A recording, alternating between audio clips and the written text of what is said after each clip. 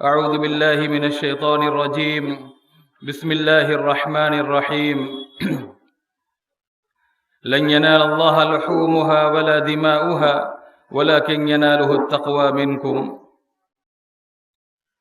معزز سامعین کرام، دینی اور اسلامی بھائیوں، عزیز غیور نوجوان دوستو، پردہ نشین باحیا اسلامی ماؤں اور بہنوں، آج کا دن عید الاضحیٰ کا عظیم اور مبارک دن ہے۔ آج کا یہ سورج کائنات کی تاریخ کے اس سنہری باب کی یاد لے کر طلوع ہوا ہے جس کی نظیر نہ زمین نے پہلے دیکھی اور نہ آسمان نے پھر کبھی مشاہدہ کیا۔ آج کا دن مکہ کی بنجر پہاڑیوں کے درمیان لکھی گئی اس داستان وفا کا نام ہے جس نے رہتی دنیا تک انسانیت کو سر تسلیم خم کرنے کا ہنر سکھا دیا۔ آج کا یہ مبارک دن ہمیں حضرت ابراہیم علیہ السلام کی اس عظیم قربانی کی یاد دلاتا ہے جس نے انسانی تاریخ کا رخ موڑ دیا۔ یہ دن محض ایک تہوار نہیں بلکہ ایک عہد ہے، یہ شعور کی بیداری کا دن ہے کہ بندگی صرف سجدے کا نام نہیں بلکہ اپنے سب سے پیارے اثاثے کو رب کی رضا پر قربان کر دینے کا نام ہے۔ یہ وہ مقدس دن ہے جس کی بنیاد خلیل اللہ ابراہیم علیہ السلام کی بے مثال اطاعت اور حضرت اسماعیل علیہ السلام کی حیرت انگیز فرما برداری پر قائم ہے۔ تاریخ انسانیت میں شاید ہی کوئی منظر ایسا ہو جو وفاداری، یقین اور تسلیم و رضا کی اتنی روشن مثال پیش کرتا ہو۔ قرآن مجید نے اس ایمان افروز واقعہ کو یوں بیان کیا ہے، فَلَمَّا بَلَغَ مَعَهُ السَّعْيَ قَالَ يَا بُنَيَّ إِنِّي أَرَى فِي الْمَنَامِ أَنِّي أَذْبَحُكَ فَانظُرْ مَاذَا تَرَى قَالَ يَا أَبَتِ افْعَلْ مَا تُؤْمَرْ سَتَجِدُنِي إِن شَاءَ اللَّهُ مِنَ الصَّابِرِينَ۔ جب بیٹا اس عمر کو پہنچا کہ باپ کے ساتھ چل پھر سکے تو ابراہیم علیہ السلام نے کہا، بیٹے میں نے خواب میں دیکھا ہے کہ میں تمہیں ذبح کر رہا ہوں، تمہاری کیا رائے؟ بیٹے نے وہ تاریخی جملہ کہا جو رہتی دنیا تک اطاعت اور صبر کی مثال بن گیا، ابا جان جو حکم آپ کو دیا گیا اسے پورا کیجئے، انشاءاللہ آپ مجھے صبر کرنے والوں میں پائیں گے۔ اللہ کے بندو، سوچئے کیسا ایمان تھا، کیسی محبت تھی، کیسا یقین تھا کہ باپ بھی راضی اور بیٹا بھی راضی، دونوں اللہ کے حکم کے سامنے سر جھکائے کھڑے ہیں۔ یہ مکالمہ تاریخ انسانی کا سب سے اہم اور سبق آموز مکالمہ ہے۔ یہاں باپ کی شفقت پر رب کی محبت غالب آ گئی اور بیٹے کی زندگی پر خالق کی مرضی مقدم ٹھہری۔ جب اطاعت اپنی انتہا کو پہنچی تو آسمان سے ندا آئی، وَنَادَيْنَاهُ أَن يَا إِبْرَاهِيمُ قَدْ صَدَّقْتَ الرُّؤْيَا إِنَّا كَذَلِكَ نَجْزِي الْمُحْسِنِينَ۔ ابراہیم آپ نے خواب کو سچ کر دکھایا، بے شک ہم نیکی کرنے والوں کو اسی طرح بدلہ دیتے ہیں۔ یہ ایک ایسے معاشرے کی بنیاد تھی جہاں باپ کا حکم حق و انصاف پر مبنی ہو اور بیٹے کی اطاعت اللہ کی محبت میں ڈوبی ہو۔ جب چھری چلی تو رب العزت نے واضح کر دیا کہ اسے خون اور گوشت کی کوئی حاجت نہیں، اسے تو بس اپنے بندے کا امتحان مطلوب تھا۔ حضرت ابراہیم علیہ السلام کا امتحان کسی معمولی شے کا تقاضا نہیں کرتا تھا۔ ایک طرف بڑھاپے کا واحد سہارا جگر گوش اسماعیل تھے اور دوسری طرف رب کائنات کا اشارہ۔ ابراہیم علیہ السلام نے خواب کی تعبیر کو حقیقت کے مسلح پر رکھ کر ثابت کر دیا کہ خلیل وہی ہے جس کے دل میں رب کی محبت کے سوا کسی اور کے لیے جگہ نہ رہے۔ یہ واقعہ ہمیں سکھاتا ہے کہ اللہ کی اطاعت سب سے بڑی چیز ہے۔ ایک مومن کی زندگی کا اصل مقصد یہی ہے، کہ وہ ہر حال میں اللہ کے حکم کو مقدم رکھے، اور جب بھی اللہ کا بلاوا آئے تو اللہ کی راہ میں قربانی کرنے سے، چاہے وہ مال کی ہو چاہے جان کی، دریغ نہ کرے۔ اسلامی بھائیوں، قربانی کا عمل ہر امت میں مقرر رہا ہے، البتہ اس کے طریقے اور صورتوں میں کچھ فرق ضرور رہا ہے۔ انہی میں سے قربانی کی ایک عظیم الشان صورت وہ ہے جو اللہ تعالیٰ نے امت محمدیہ کو عید الاضحیٰ کی قربانی کی صورت میں عطا فرمائی، جو کہ حضرت سیدنا ابراہیم علیہ السلام کے قربانی کی یادگار ہے۔ مدنی زندگی میں اللہ کے رسول صلی اللہ علیہ وسلم ہر سال قربانی کرتے تھے اور اپنی امت کو بھی اس کی ترغیب دیتے تھے۔ امام بخاری رحمہ اللہ نے حضرت انس رضی اللہ تعالیٰ عنہ سے روایت نقل کی کہ انہوں نے بیان کیا، کان النبی صلی اللہ علیہ وسلم یضحی بکبشین وانا اضحی بکبشین، نبی کریم صلی اللہ علیہ وسلم 2 میڑے ذبح کیا کرتے تھے اور میں بھی 2 میڑے ذبح کیا کرتا ہوں۔ براء ابن عازب رضی اللہ تعالیٰ عنہ فرماتے ہیں، میں نے نبی کریم صلی اللہ علیہ وسلم کو عید کے دن خطبہ دیتے ہوئے سنا، آپ فرما رہے تھے ان اول ما نبدأ من يومنا هذا ان نصلي ثم نرجع فننحر فمن فعل فقد اصاب سنتنا، پہلا کام جو ہم آج کے دن عید الاضحیٰ میں کریں گے یہ کہ پہلے ہم نماز پڑھیں گے، پھر واپس گھر پہنچ کر قربانی کریں گے، تو جس نے ایسا کیا اس نے ہمارے طریقے کو اختیار کیا۔ حضرات صحابہ کرام رضوان اللہ علیہم اجمعین بھی قربانی کا بہت اہتمام کرتے تھے۔ ابو امامہ بن سہل رضی اللہ تعالی عنہ فرماتے ہیں، کننا نسمن الاضحیۃ بالمدینہ وکان المسلمون یسمنون، ہم مدینہ میں اپنے قربانی کے جانوروں کی پرورش کر کے فربا کرتے تھے اور دیگر مسلمان بھی اسی طرح انہیں پال کر موٹا کیا کرتے تھے۔ برادران اسلام، قربانی خالص اللہ تعالیٰ کی رضا کے لیے ہونی چاہیے، اس میں ریا و نمود اور شہرت و ناموری کا دخل ہرگز نہ ہو، ورنہ وہ قربانی کل قیامت کے دن ہمارے لیے باعث وبال بن جائے گی۔ اللہ تعالیٰ نے اپنے نبی محمد عربی صلی اللہ علیہ وسلم کو مخاطب فرما کر قربانی کی عبادت کو خلوص و للہیت کے ساتھ انجام دینے کا حکم دیتے ہوئے فرمایا، فَصَلِّ لِرَبِّكَ وَانْحَرْ، اے نبی صلی اللہ علیہ وسلم آپ اپنے رب کے لیے نماز پڑھیے اور قربانی کیجیے۔ سورہ انعام میں فرمایا، قُلْ إِنَّ صَلَاتِي وَنُسُكِي وَمَحْيَايَ وَمَمَاتِي لِلَّهِ رَبِّ الْعَالَمِينَ، آپ فرما دیجئے کہ یقیناً میری نماز، میری قربانی، میری زندگی اور میری موت سب کچھ اس اللہ کے لیے جو تمام جہانوں کا رب ہے۔ افسوس، قربانی جیسی عظیم عبادت کے سلسلے میں بھی عوام کا مجموعی طرز عمل ریاکاری کا مظہر بنا ہوا ہے۔ جانوروں کے حوالے سے دیکھا جائے تو گویا مقابلے کی فضا بنی ہوئی۔ عطا بن یسار رحمہ اللہ فرماتے ہیں، میں نے ابو ایوب انصاری رضی اللہ تعالی عنہ سے دریافت کیا کہ رسول اکرم صلی اللہ علیہ وسلم کے زمانے میں لوگ قربانیاں کیسے کرتے تھے؟ انہوں نے جواب دیا، كان الرجل يضحي بالشاة عنه وعن أهل بيته ويأكلون ويطعمون حتى تباهى الناس فصار كما ترى، دور نبوی میں آدمی اپنی طرف سے اور اپنے گھر والوں کی طرف سے ایک جانور ذبح کرتا تھا، اس میں سے وہ خود بھی کھاتا تھا اور دوسروں کو بھی کھلاتا تھا، یہاں تک کہ لوگ آپس میں فخر مباحات میں مبتلا ہو گئے اور نوبت جہاں تک پہنچ گئی ہے وہ عام حضرات اور آپ حضرات دیکھ رہے۔ بزرگوں اور دوستوں، آج کا دن نفرتوں کو ختم کرنے اور دلوں کو صاف کرنے کا دن ہے۔ صفوں میں کھڑے ہو کر کندھے سے کندھا ملانا اس بات کی علامت ہے کہ ہم رنگ و نسل اور زبان کے بتوں کو پاش پاش کر چکے ہیں۔ میدان عرفات میں لاکھوں مسلمان ایک لباس میں ایک ہی پکار بلند کرتے ہیں، لبیک اللہم لبیک۔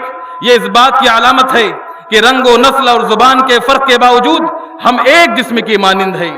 قربانی کا اصل پیغام یہی ہے کہ انسان اپنے اندر چھپی ہوئی انا، غرور اور خواہشات کے بتوں کو توڑ دے۔ انسان کے دل میں سب سے بڑا بت اس کی انا ہوتی ہے، یہی انا انسان کو تکبر کی طرف لے جاتی ہے، یہی انا اسے حق قبول کرنے سے روکتی ہے اور یہی انا اسے دوسروں سے برتر سمجھنے پر مجبور کرتی ہے۔ قرآن میں اللہ تبارک و تعالی نے فرمایا، لن ينال الله لحومها ولا دماؤها ولكن يناله التقوى منكم، نے اللہ تبارک و تعالی کو نہ قربانی کے جانوروں کا گوشت پہنچتا ہے نہ خون، بلکہ اسے تمہارا تقوی پہنچتا ہے۔ لہذا اصل قربانی یہ نہیں ہے کہ صرف جانور ذبح کر دیا جائے، جانور کی چھری پر گردن پر چھری چلا دی جائے، بلکہ اصل قربانی یہ ہے کہ انسان جانور ذبح کرنے کے ساتھ ساتھ اپنی نفسانی خواہشات، اپنی ناجائز خواہشات کو بھی ذبح کر دے، اپنی پسند و ناپسند کو شریعت کے تابع کر دے، اپنے نفس کو اللہ کے سامنے جھکا دے، اپنی انا کو توڑ کر عاجزی اختیار کرے، اپنے تکبر کو مٹا دے۔ اللہ کے بندو، اگر عید کے بعد بھی ہم اللہ کی نافرمانی پر قائم رہے، اگر عید کے بعد بھی ہم اللہ کی نافرمانی پر قائم رہے اور ہمارے دل تکبر سے بھرے رہے، اگر ہمارے معاملات میں ظلم و ناانصافی باقی رہا، اگر ہمارے معاملات میں ظلم و ناانصافی باقی رہا، اگر ہماری زبان دوسروں کو تکلیف پہنچاتی رہی، اگر ہمارے دلوں میں نفرتیں، عداوتیں، بیزاریاں اور حقوق العباد کی پامالی کا زہر موجود رہا، تو ہمیں سوچنا چاہیے کہ ہم نے قربانی کی روح کو نہیں سمجھا، ہم نے قربانی کے مقصد حقیقی کو نہیں سمجھا، ہم نے قربانی کے تقاضے کو نہیں سمجھا، قربانی کے مفہوم کو نہیں سمجھا۔ اس لیے ضرورت ہے کہ دلوں کو پاک صاف کرے اور ایک ساتھ یکجا ہو کر کے مل کر کے بنیان مرصوص ایک سیسا پلائی ہوئی دیوار بن کر زندگی گزارے۔ میرے اسلامی بھائیوں، اکثر اہل علم کے مطابق قربانی کرنا سنت مؤکدہ ہے۔ ایک شخص اور اس کے گھر والوں کی طرف سے ایک بکرا کفایت کر جاتا ہے۔ قربانی کا جانور مطلوبہ عمر کا یعنی 2 داتا اور بہیمۃ الانعام میں سے ہونا ضروری۔ قربانی کا جانور ہر قسم کے عیوب سے پاک ہونا چاہیے۔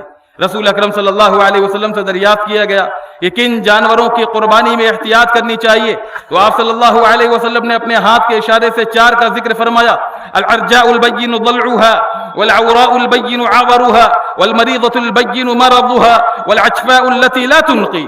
فرمایا کہ لنگڑا جانور جس کا لنگڑا پن ظاہر ہو، کانا کی جس کا کانا پن نمایاں ہو، بیمار کی جس کی بیماری عیا ہو، لاغر و کمزور کی جس کے جسم میں چربی اور ہڈیوں میں گودا تک نہ ہو، ایسے جانوروں کی قربانی جائز نہیں۔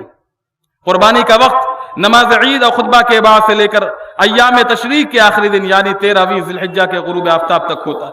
مقررہ وقت کے اندر دن یا رات میں کسی بھی وقت قربانی کی جا سکتی ہے، البتہ دن کے وقت ذبح کرنا اولا و بہتر ہے۔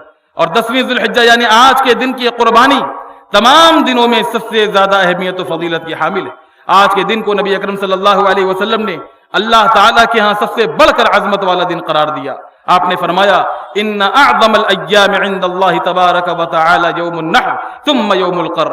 قربانی کرنے والے کے لیے افضل تو یہ ہے کہ وہ خود اپنے ہاتھ سے جانور ذبح کرے، لیکن اگر وہ نہیں کر سکتا تو کسی دوسرے سے ذبح کرانا بھی مستحب ہے۔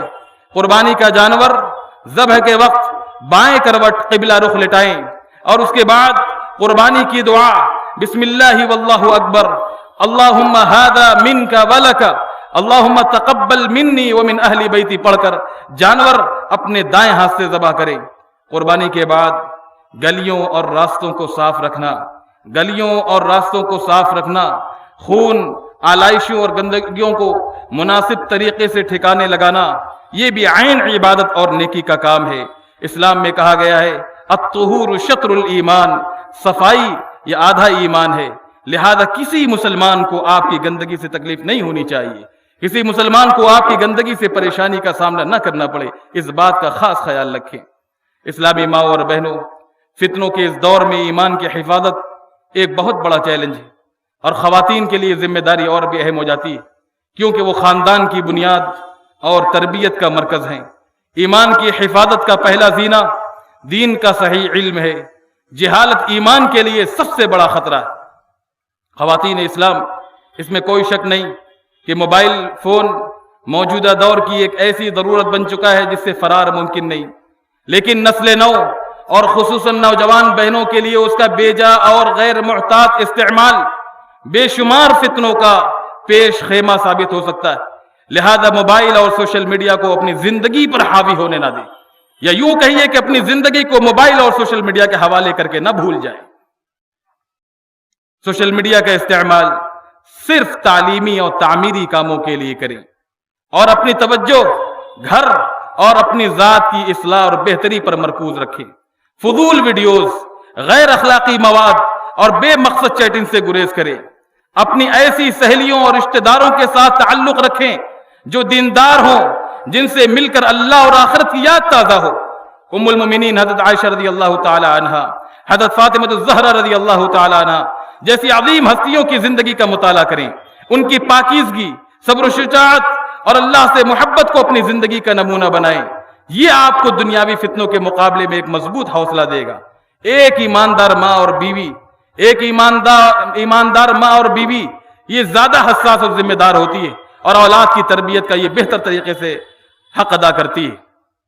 فتنوں کا مقابلہ کرنے کے لیے صبر اور استقامت سب سے بڑے ہتھیار ہیں۔ دنیا کی چکا چوند میں اللہ کی رضا کو مقدم رکھیں، اللہ کی رضا کو مقدم اور اعلیٰ رکھیں، انشاءاللہ آپ کا ایمان محفوظ رہے گا۔ زندگی کے اتار چڑھاؤ میں صبر کا دامن ہاتھ سے نہ چھوڑیں، شکایتوں کے بجائے اللہ کی دی ہوئی نعمتوں پر شکر گزاری کو اپنا شیوا و شعار بنائیں۔ غیبت، چغل خوری اور فضول بحث سے پرہیز کریں، کیونکہ یہ چیزیں رشتوں میں دراڑیں ڈالتی ہیں، رشتوں کو کمزور کرتی ہیں، رشتوں کے ڈور کو توڑتی ہیں۔ دین اور دنیا دونوں کا علم حاصل کریں، دین اور دنیا دونوں کا تعلیم حاصل کریں، دینی تعلیم سے بھی آراستہ و پیراستہ ہوں اور عصری تعلیم سے بھی اپنے آپ کو مزین کریں، تاکہ آپ اپنی زندگی کے فیصلے بہتر طور پر لے سکیں اور اپنی نسلوں کی صحیح سمت میں رہنمائی کر سکیں۔ چاہے آپ بیٹی ہوں، بہن، بیوی یا ماں، ہر رشتے کے حقوق و فرائض اور ذمہ داریوں کو سمجھے، اپنوں کے ساتھ معافی اور درگزر سے کام لے، رشتوں کو جوڑنے والی بنے، توڑنے والی نہیں۔ ایک عورت کی کامیابی یہ کہ وہ اپنے گھر کے لیے سکون کا باعث ہو، اپنے گھر کے لیے سکون کا باعث ہو، اپنے شوہر کے لیے سکون کا باعث ہو اور اپنے ذات سے دوسروں کو فائدہ پہنچائے۔ اخیر میں عید الاضحیٰ کی تقریب سعید کے اس روح پرور ماحول میں ہم اللہ تبارک و تعالی سے دعا گو ہیں، الہ العالمین، آج ہم قربانی کی جس سنت کو ادا کرنے جا رہے ہیں، پروردگار ہمیں اسے پورے اخلاص کے ساتھ ادا کرنے کی توفیق عطا فرما، ہماری قربانیوں کو قبول فرما کر روز محشر اسے ہماری سرخ روئی کا ذریعہ بنا دے۔ الہ العالمین ہمارے سیئات کو حسنات میں بدل دے، ہماری مشکلات کو آسان کر دے۔ الہ العالمین ہمارے جو مسلمان بھائی مریض ہیں انہیں شفائے کامل عاجل عطا فرما، جو بھائی کسی بھی قسم کی مصیبت میں گرفتار ہیں ان کے حال پر رحم فرماتے ہوئے انہیں مصائب و مشکلات سے آزاد کر دے۔ ہم میں سے جو لوگ مقروض ہیں انہیں قرض سے آزاد کر دے، اور جو لوگ بے روزگار ہیں انہیں برسر روزگار کر دے۔ یا رب العالمین، جو ہمارے مومن بھائی دنیا سے گزر چکے ہیں، پروردگار ان کی مغفرت فرماتے ہوئے ان کا ٹھکانہ جنت الفردوس بنا دے، اور جو لوگ باحیات ہیں انہیں صراط مستقیم پر چلنے کی توفیق عطا فرما۔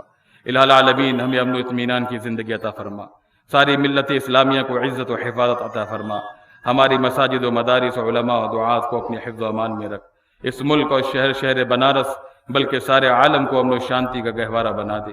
الہ العالمین اسلام دشمن طاقتوں کو نیست و نابود کر دے، اور جو ہمارے اور تیرے دین کے دشمن بنے ہوئے ان کے عزائم اور منصوبوں کو خاک میں ملا دے۔ جب تک ہمیں اس دنیا میں زندہ رکھ، اسلام پر عمل کرنے والا بنا کر زندہ رکھ، اور خاتمہ ہو تو ایمان پر ہو۔